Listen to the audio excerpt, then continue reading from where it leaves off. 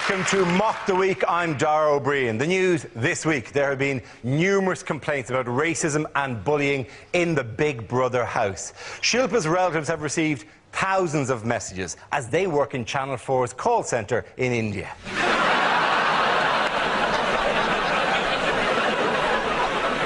Jade is now officially the most unpopular goodie, breaking Bill Oddie's 30-year run. America is sending an extra 21,000 soldiers to Iraq, but questions are being asked about the apparently random nature of their foreign policy. Last week, they bombed Mogadishu after George Bush sneezed during a briefing. This week, England and Scotland celebrated 300 years of political unity. The relationship has been compared to a marriage. After so long together, the magic's gone out of it, and they're only staying together for the sake of the Welsh. In one of the biggest opinion polls ever carried out in England, people were asked if they preferred to be called British or English. An overwhelming majority replied Romanian. The preserved skeleton of the whale that swam up the River Thames last year went on display this week. The whale's post-mortem established the cause of death as dehydration, muscle damage and kidney failure, although Mohammed Al Fayed insists he was murdered by the royal family. Joining me tonight are six of the country's top comedy performers: Andy Parsons, Mark Watson, Russell Howard and Frankie Boyle, Hugh Dennis and Ian Stone. Welcome to the show.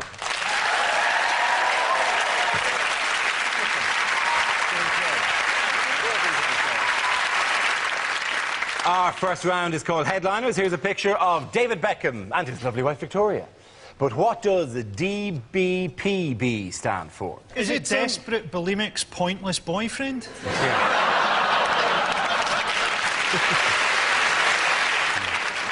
Does Beckham piss banknotes? That would be a fantastic act. Of course, you need a question mark, really, but it's just a game. Yeah. Is it dabbles behind Posh's back?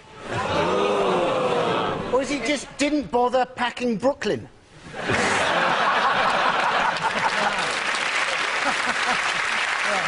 Is it something about a payday bonanza or something? I'd like to have a crack at this. Is it David Beckham's payday bonanza? It's a good guess, but no, it's not. It's David Beckham's pay bonanza. Hugh was the closest, well done, Hugh. Right. Yes, it celebrates the former England captain's impending move to American club LA Galaxy. Beckham hopes to raise the profile of football in America, as well as earning close to £130 million over 5 years, or £70,000 a day. Are we all really happy for him? Yeah. We've all done stuff for money. My brother ate some dog food for 20 quid. It's hardly a payday bonanza, though. It's 3 years old. What they're saying is he only gets £5 million for playing football, and the rest is image rights and all the rest of it. And they're saying the reason he's getting most of the money is because he will appeal to the Hispanic market because he can speak Spanish. He can barely speak English. The best thing about this, though, it just gives, like, old people an opportunity to wax lyrical about the old footballers. Like, my granddad was brilliant, like, and he always invents players, I'm sure of it, but he was there the other day just kind of go, David Beckham, he's bloody... I tell you what, never as good as Will Flangleberry. Will Flangleberry, he was so good, he scored 81 goals in a game. So poor, he lived in a kettle, and he used to eat nothing but gravel, and he was still better than bloody Beckham. You're just trying to win Is there an element that this entire story just proves once and for all that this country hates success? Exactly. This country, you cannot handle somebody having a perfectly nice retirement gift of 130. We hate successful morons. We really like successful people who develop cures for diseases and stuff like that. That's great. So if the story was Stephen Hawking signs for LA Galaxy for 130... It's a shame, though, because, like, really good players, like, you know, Paul Scholes is probably going to end up fighting pigs for a living when he's old. Do you know what I mean? I watched that. With Stephen Hawking, How is that possible? But he'll have no money, do you know what I mean? Or someone... Why are we under pressure just because Paul Scholes is quiet that he's frittered all his cash away on Findus crispy pancakes or something? Apparently he spent it all desperately trying to find a cure for gingerness. There's There's not enough money in the world. It's called Scholes' folly. This entire research project here, which is just there to cure Scholes' ginger. It's vulgar. It's not just a lot of money. It's nearly 130 million. Plus, the season doesn't start till April, so until then he can claim unemployment benefit. I'm not jealous of all of Beckham's money. He has still got to listen to her singing in the bath. And I'm thinking, I bet Tom Cruise and Katie Holmes are regretting say, come and stay. They weren't expecting 5 years, were they? Why is Tom Cruise befriending him? That's what we've got to ask ourselves. He wants to get him into the movies. Why would someone who's a Scientologist, who's in a religious cult, want to befriend a rich, gullible idiot? We have to say that we don't know. Yeah. We have to say that we don't know for legal reasons. How did he describe Tom Cruise during the week? A very wise man. Very short.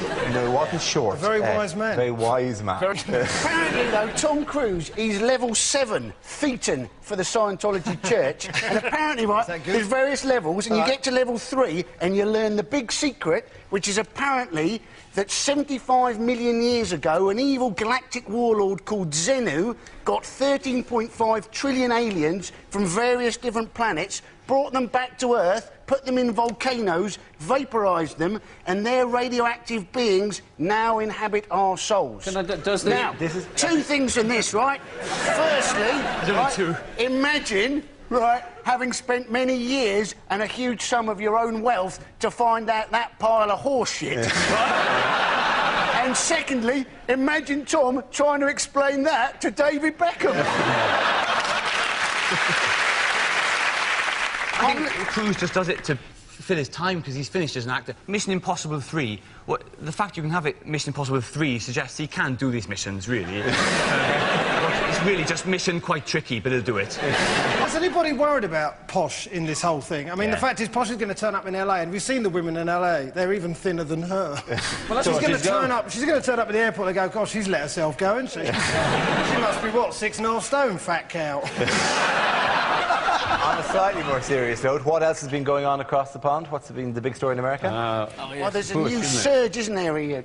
George Bush has decided to send in more troops to Iraq because that's going to cure the problem. I'd like to wait to Iraq as if it's actually... Well, at what point was it actually being called something else? It's official now. What Bush said in his statement, he said that these soldiers, 21,000 of them, will be sent to Iraq, and part of it, they were calling, to gain the trust of the Iraqi people, they will be calling door to door on the Iraqi side. That's what really? 21,000 troops doing trick-or-treat. It's like democracy with a gun, isn't it? It's just so they go, right, you can vote. Not for that one! That's the one you vote for! Yeah. It's just a thing where, you know, the Americans say that they're losing the battle for hearts and minds, but then you look at Iraq on the news and there seem to be hearts and minds all over the place. The real trouble seems to be wiping the hearts and minds off the windshields. Are there any marketplaces in Baghdad that haven't been blown up? That's got to be doubly galling, hasn't it, that you're living under constant mortar fire and it's really difficult to get fresh veg. And obviously, with Saddam Hussein and when they hung him, and they should have just let him go for a laugh, I think. I think they should have let him out, go on, off you go, Saddam. Do you think they should have put the thing on his head and then shoved him out the door? Spun him 4 times and then pushed him out?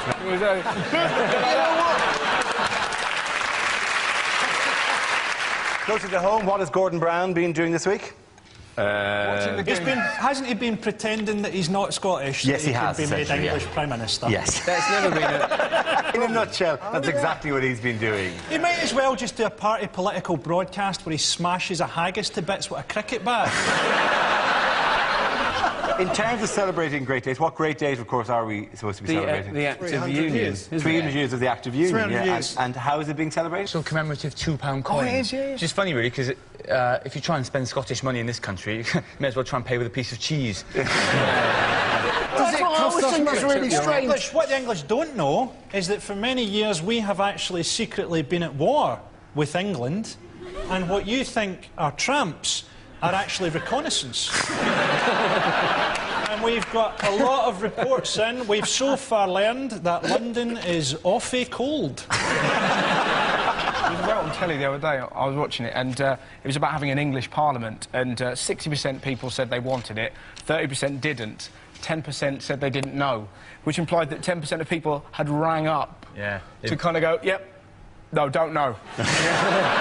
Just nice that my opinion matters, thank you very much. You've got to feel sorry, haven't you?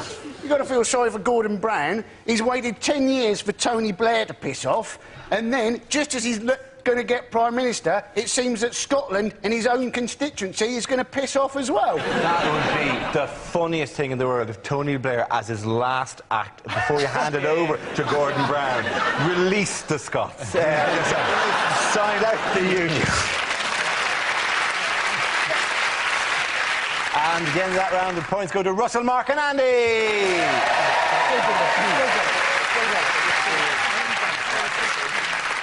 The next round is called Between the Lines. It features Hugh and Frankie. Would you make your way to the press pit?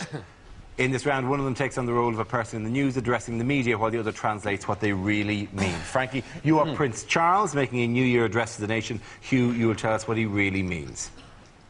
My loyal subjects. My homies. My bitches. I'm proud to say that Harry will be serving in Iraq. I'm sure that he will find a useful role to play. 3 miles behind the other troops, in a sealed titanium war bubble. I do hope that he doesn't get shot. How will I break the news to his father?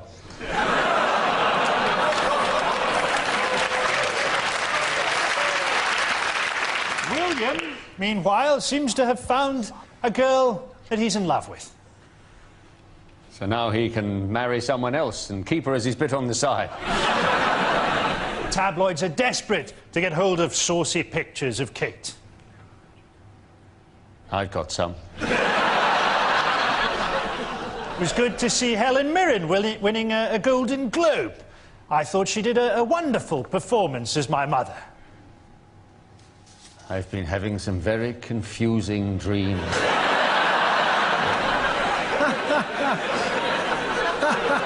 I took Camilla to India recently, and the locals who saw us were amazed. They thought, blimey, Diana's let herself go a bit. Surely it is now time that Diana was laid to rest.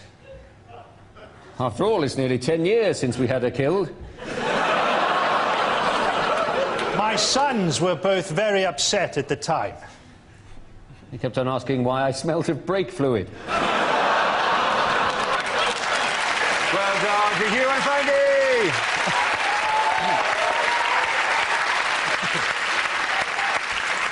Now we play a round called Spin on This. This game involves Ian, Andy, Frankie and Russell. So if you could make your way to the performance area, please.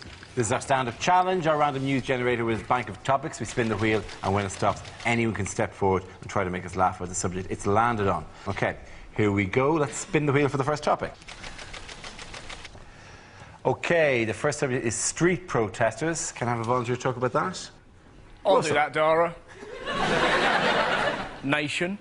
So, I love street protesters, they're fantastic. The best I saw, there's a lovely old lady who, since the war in Iraq started, she stands outside the Bristol Hippodrome with a big sign that says, toot if you're anti-war. And if you drive past her and go, ha, she does this. Now, I'm not sure, I've made her leap many times. I don't know if I'm anti-war or really pro-pensioner leaping. You know, when you kind of go, why am I doing this? Ha, stop it! Ha, do it! They're everywhere, they're brilliant. There's a bloke that I saw the other day, you know, one of those religious godbotherers, it's fantastic, just with a loud hailer, just pointing at people randomly, you're going to hell, you're going to hell, you're going to hell. Everyone was freaked out, too goth delighted, that's a separate issue, but... He pointed at me and I was freaked out, and then he did something wonderful. He pointed at this really strutting black guy. I don't know why the fact that he's black made it cooler, but it really did, right? Pointed at it, went, you're going to hell. Without missing a beat, this bloke just went, no, mate, HMV. And he just sat there going, oh. Well done, Russell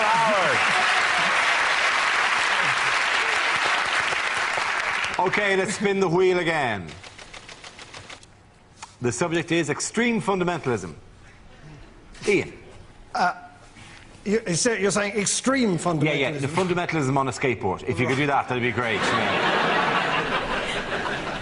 Well, it's basically extreme fundamentalists burning American flags. Where do they get them, by the way? Where do they get them? We don't see it, you know. As soon as they turn the cameras off, someone's there going, put it out, for goodness sake. I've only got 2 left. Use the asbestos flag, like I said. I think some Jewish bloke's got a big warehouse in the Middle East, don't you? Business is business. Well done, Ian Strong. That leaves it with Frankie and Andy. The next topic is... political correctness. Who would like to go? Frankie!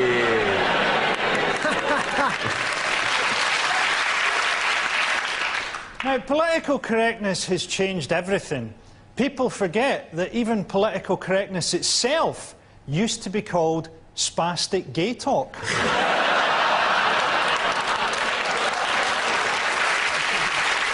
It's not politically correct to say don't give money to charity. I mean, we might want to give money to Africa, but money takes no account of cultural difference or the reality of those people's lives. If you give a man a fish, he'll eat for a day. If you give him a fishing rod, he'll break it up for firewood. Or swap it for a fish. Thank you, Bob.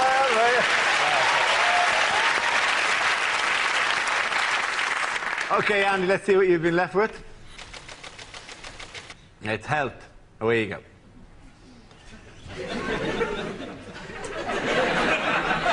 Now, once again, they've been having a go this week, haven't they, about skinny models, saying that they give us a bad body image. Now, I'm not sure we're quite that insecure, are we? You know, I see a skinny model, I don't think, oh, I better go on a diet. I think, oh, there's a skinny model, I bet they're hungry. I think I'll have a pie. And at the end of that round, points for both teams. Give it for both teams. This round is called If This Is the Answer, What Is the Question? On the board are 6 categories. Ian, which category would you like? I'll have crime, please. OK, your category is crime. The answer is gun runners, robbers and murderers. What is the question? Is it, what is the largest entry in the Baghdad Yellow Pages? Is it what was the less successful follow-up to Cher's Gypsies, Tramps and Thieves? Is it, according to the Daily Mail, how should we categorise asylum seekers?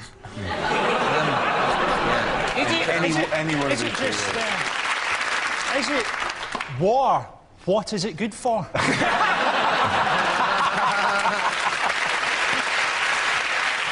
It is a matter, I'll give you a clue, it's a matter of records. Oh, it's the Home Office thing then, isn't it? It is the Home Office thing, yeah. Is it what offences had been committed by British people abroad but then hadn't been registered on the database in the UK? That's very good. That's very good. The question I was looking for was what kind of convicted criminals were missing from the police records after a Home Office bungle. This is the news that the Home Office have failed to update police records of Britons convicted abroad, leaving the perpetrators free to apply for jobs in Britain, which I presume you're actually always free to apply. You can apply, for God's sake. I am a murderer. May I work in your school? Well, no, but you can apply, yeah. This is a joke, you know, because, OK, you know, being a government is difficult, right? So there's difficult things in government. It might be hard to find the line between individual freedom and collective responsibility. They're messing up on data entry. Apparently 1 in 5 of our records are wrong, and if the Home Office say it's 1 in 5, it's probably about 3/4. It's also slightly vague, the term Britons who have offended abroad. But presumably that includes people who've gone, "Oi, Manuel, give us another beer, por favor," in Greece.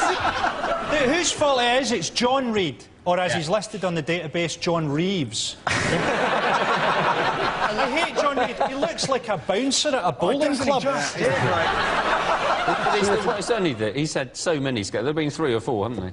Yeah. But it's not surprising, because the police are, you know, the police are trying to do a good job, but they're a bit rubbish.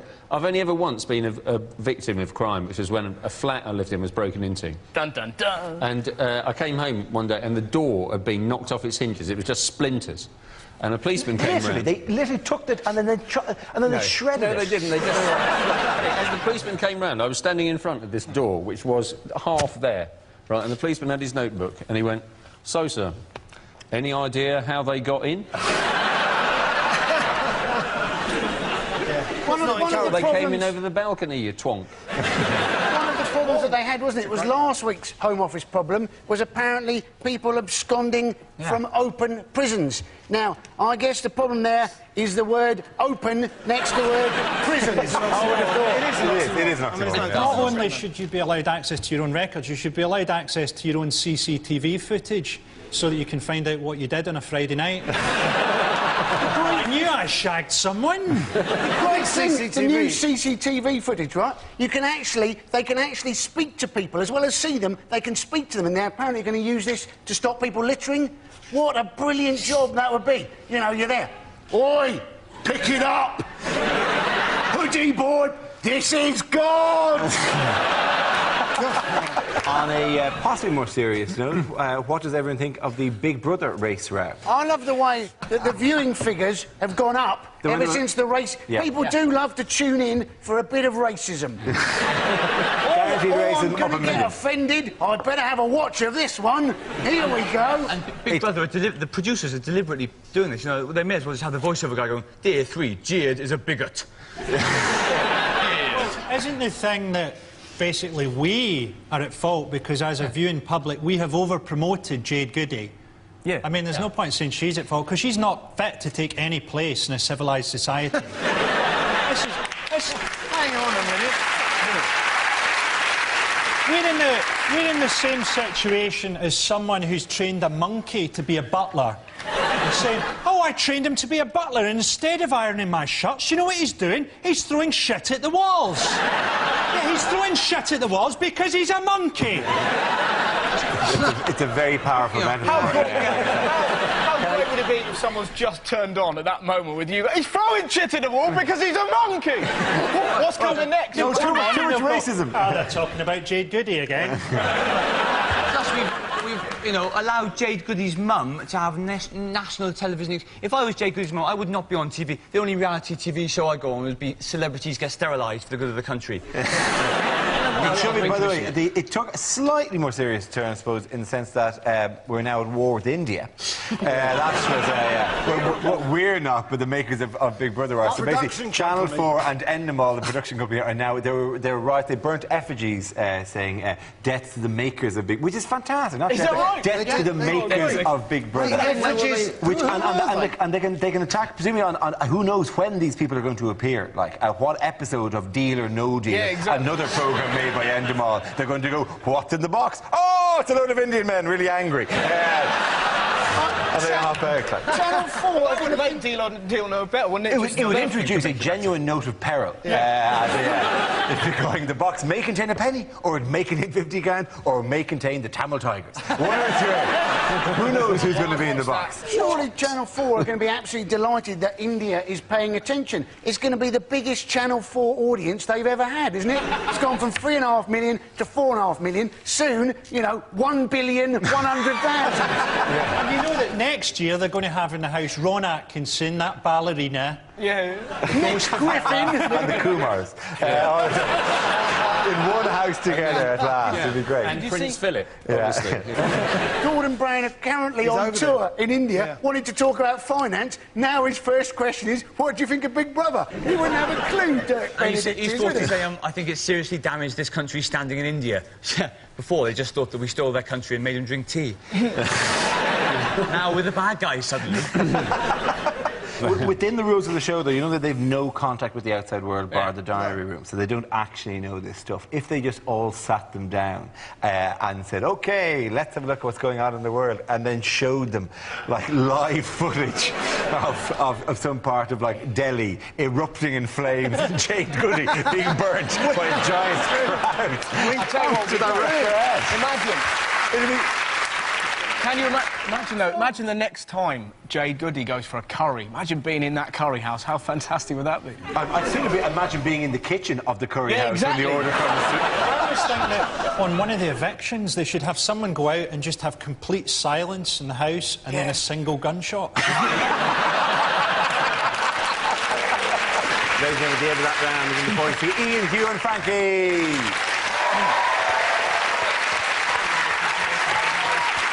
Now we come to our final quickfire round called Scenes We'd Like to See. This is for everyone, so if you can all make your way over to the performance area, please.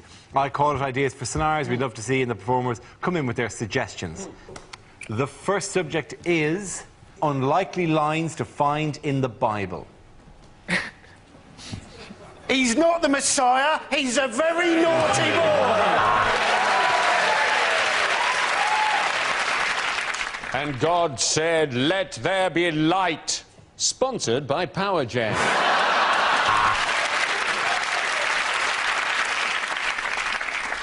A man who lies with another man should be stoned. It helps, that's all I'm saying. A long time ago, in a galaxy far, far away.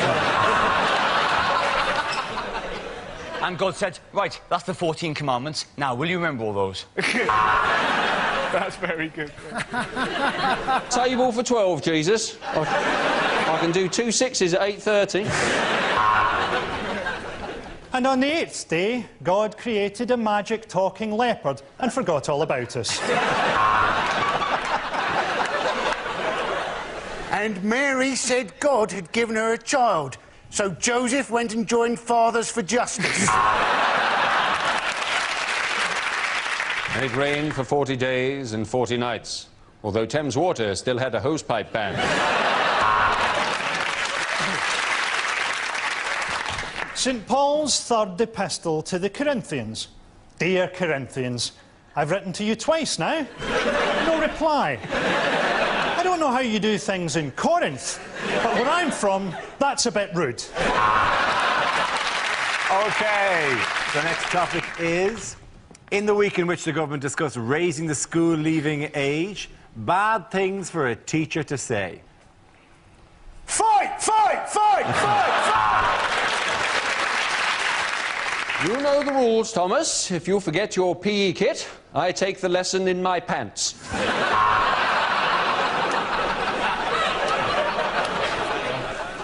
I'm a gun runner, robber and murderer, but the Home Office think I'm clean. Are you chewing, boy? This is the worst blowjob I've had all day.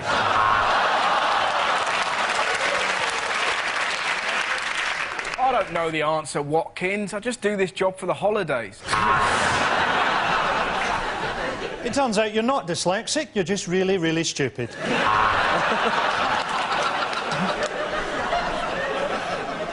I've been at this school for over 40 years. I buggered your fathers and I will bugger you. OK, at the end of that, ladies and gentlemen, the winners are Ian, Hugh and Frankie.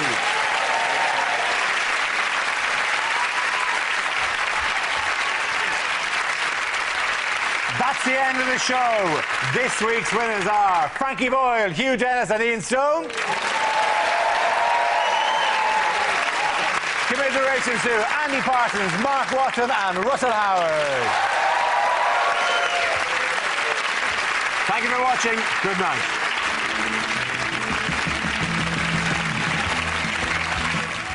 More Mock the Week next Thursday at the same time. Tomorrow at 10 here on BBC Two, Nigel Havers reveals what he'd like to send to room 101. And on BBC Three now, the toughest challenge yet for the teenage couples in Baby Boys.